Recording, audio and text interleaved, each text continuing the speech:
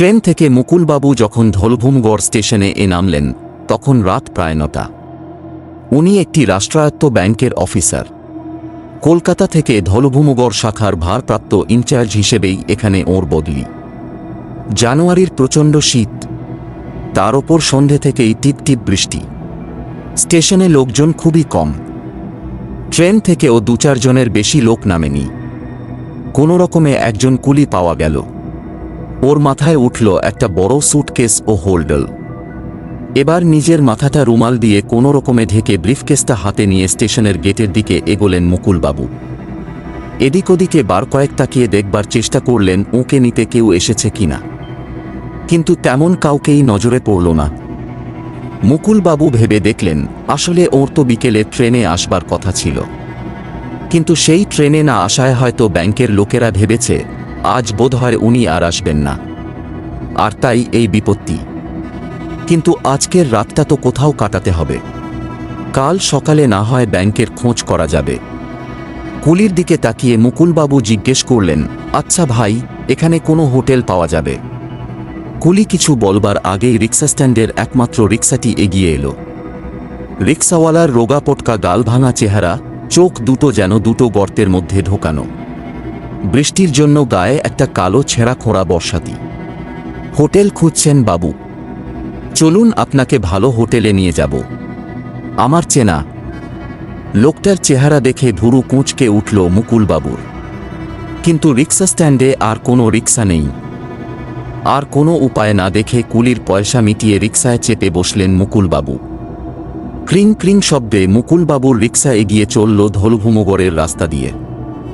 একে শীত, তায় টিপ টিপ বৃষ্টি। তাই স্টেশন চত্বর পেরোতেই রাস্তাঘাট একেবারে শুনশান। কোনো দোকান ঢোকানো বিশেষ খোলা নেই।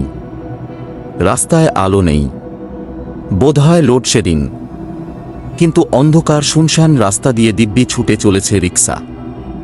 মিনিট 15-20 কাটবার পর মুকুলবাবু জিজ্ঞেস করলেন, কি হে রিক্সাওয়ালা, আর কত দূরে তোমার হোটেল?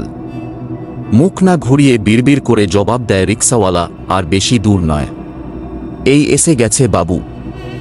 মুকুলবাবু তাকিয়ে দেখেন আশপাশে বাড়িঘর নেই, সামান্য 2-1টা কুঁড়ে ঘর ছাড়া। রিক্সাটা বোধহয় শহরের সীমানা ছাড়িয়ে এসেছে। মুকুলবাবু উদ্বিগ্ন গলায় বললেন, আমরা বোধহয় শহর ছাড়িয়ে এসেছি। এদিকে কি আর হোটেল পাওয়া যাবে? হ্যাঁ বাবু, শহরের একটু বাইরে বটে, তবে খুব ভালো হোটেল। একটু সবুর করুন বাবু। মিনিট 5-এর মধ্যেই রিক্সাটা এসে দাঁড়ায় একটা বড় বাড়ির সামনে। বাড়িটা দেখতে সাবেকি আমলের জমিদার বাড়ির মতো, প্রায় রাজপ্রাসাদ আর কি। বাড়িতে ঢোকবার জন্য একটা বড় লোহার গেট, কিন্তু সেটা জং ধরে ভেঙে একধারে হেলে আছে। বাড়িটার চারিদিকে আগাছা জঙ্গল। এই বাড়িতে কোনো লোক থাকে বলে মনে হয় না। রিক্সাওয়ালা রিক্সাটাকে লোহার দরজা পার করে এনে দাঁড় করায় গাড়ি বারান্দার নিচে। বিরক্তি মাখানো গালায় বললেন, মুকুলবাবু, এই ভুতুরে বাড়িটাই বুঝি তোমার হোটেল? যেন লজ্জা পেয়েছে এমন গলায় বলল রিক্সাওয়ালা, না বাবু, এই বাড়িটাকে ভুতুরে বলবেন না। বাড়িটা একটু পুরনো বটে, কিন্তু বড় বড় ঘর, ঘরে ঘরে খাট, পালঙ্ক, আলমারি। আসলে এখন তো টুরিস্টের ভিড়, শহরের সব হোটেল ভর্তি, তাই আপনাকে এই হোটেলে নিয়ে এলাম। নিয়ে তো এলে, কিন্তু হোটেলের কোনো লোকজন তো দেখছি না। মুকুলবাবুর কথা শুনে রিক্সাওয়ালা ক্রিন ক্রিন করে রিক্সার ঘণ্টা বাজাতে শুরু করল। সেই ঘণ্টার আওয়াজে একটা লোক লণ্ঠন হাতে বেরিয়ে এলো। রিক্সাওয়ালা এবার হাসি মুখে বলল, ওই দেখুন, আমার ঘণ্টা শুনে শ্রীপতিবাবু নিজেই বেরিয়ে এসেছেন। উনিই তো হোটেলের ম্যানেজার। মুকুলবাবু তাকিয়ে দেখলেন রোগা লম্বা চেহারার এক বৃদ্ধ। মাথার বেশিরভাগ চুল সাদা। অন্ধকারে বয়স বোঝা যায় না, তবে 60 থেকে 70-এর মধ্যেই হবে। চারিদিকে চোখ বুলিয়ে অবিশ্বাসের সুরে বললেন, মুকুলবাবু, এটা কি হোটেল? দেখে তো মনে হয় আগে এটা ছিল জমিদার বাড়ি। আমিও জমিদারের সেরেস্তায় কাজ করতাম। এখন ইজারা নিয়ে এখানে হোটেল খুলেছি। এখনো অবশ্য সব গুছিয়ে উঠতে পারিনি। ঘর পাওয়া যাবে? হ্যাঁ, ঘর পাবেন বইকি। সব কটা ঘরই তো এখন খালি। সে কি? সব ঘর খালি। কি ব্যাপার বলুন তো? ভুতুড়ে বাড়ি নয় তো?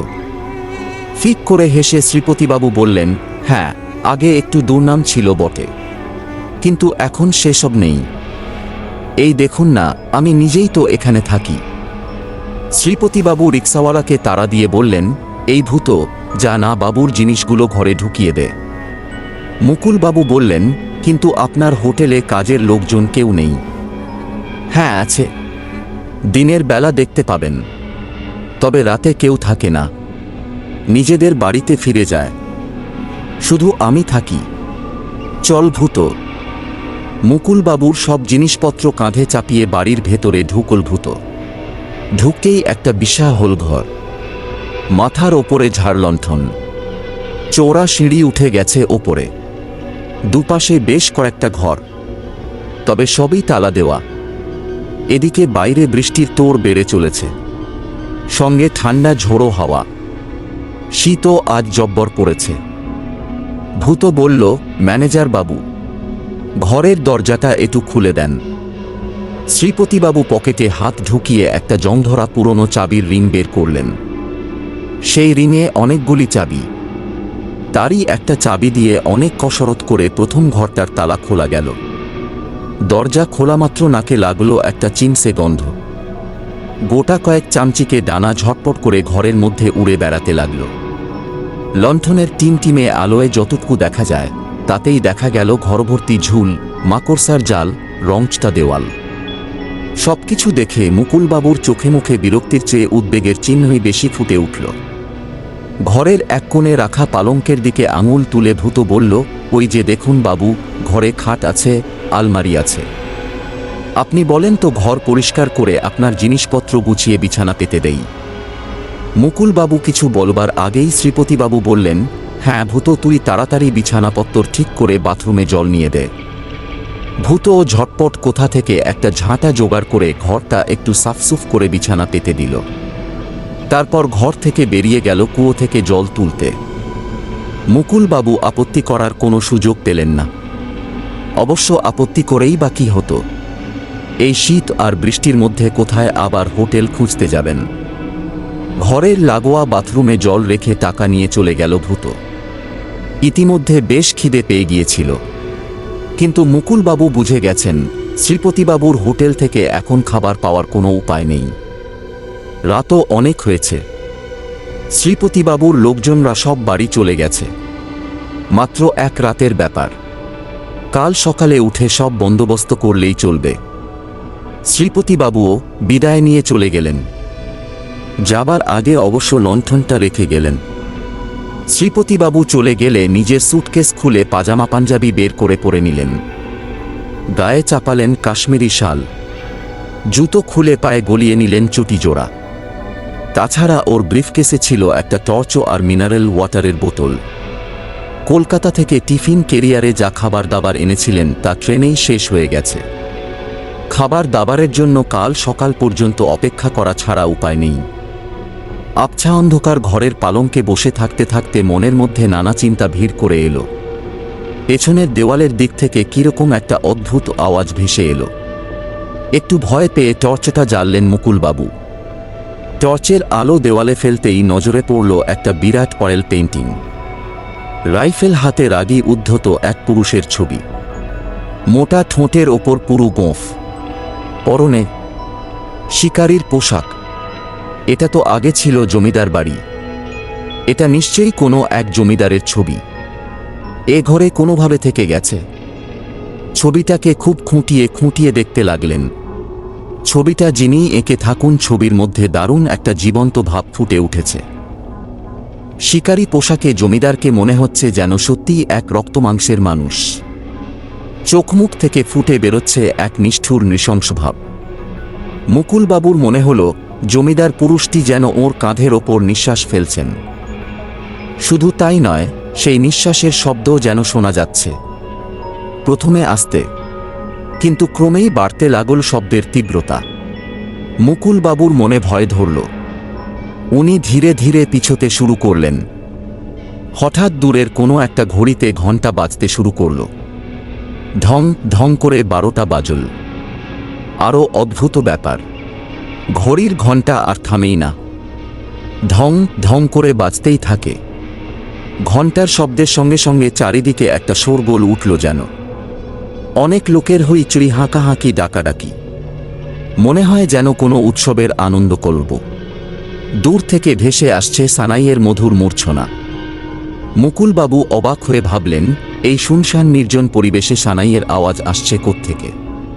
শব্দের উৎস বুঝতে দরজার দিকে এগোলেন মুকুলবাবু। ছিটকিনি আলগা করে দরজা খুলে মুকুলবাবু দেখলেন কোথাও কিছু নেই। চারিদিকে কুচকুচে অন্ধকার।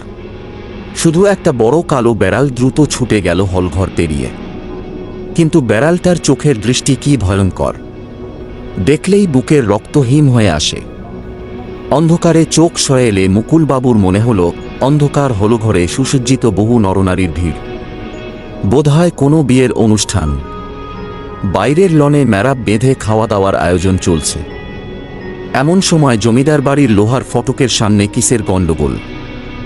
গেটের প্রহরীদের হাঁকডাক, চিৎকার, ধমক শোনা যায়। কিন্তু গণ্ডগোল ক্রমেই বাড়তে থাকে। লোহার দরজার বাইরে বুভুক্ষু প্রজাদের ভিড়। জমিদারের একমাত্র মেয়ের বিয়ে। সেই মেয়ের বিয়েতে তারা ভালো মন্দ খাবে। এদিকে জমিদারের কড়া হুকুম, দরজা দিয়ে একজন প্রজাও যেন ভেতরে ঢুকতে না পারে। কিন্তু ধাক্কাধাক্কি করতে করতে একসময় খুলে গেল দরজা। হৈ হৈ করতে করতে প্রজার দল ভেতরে ঢুকে পড়ল লোহার দরজা পেরিয়ে। চারিদিকে হইচই, চিৎকার। গণ্ডগোল শুনে জমিদার বেরিয়ে এলেন বন্দুক নিয়ে। গুলি ছুটল।